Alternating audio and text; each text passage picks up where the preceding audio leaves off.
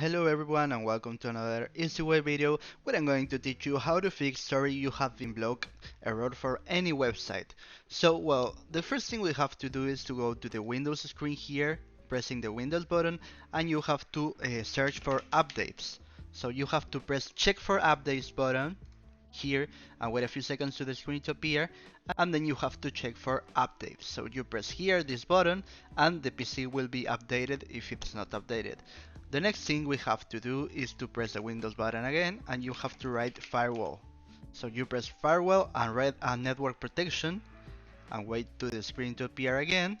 Here you have to go to public network, press it and disable firewall from Microsoft Defender.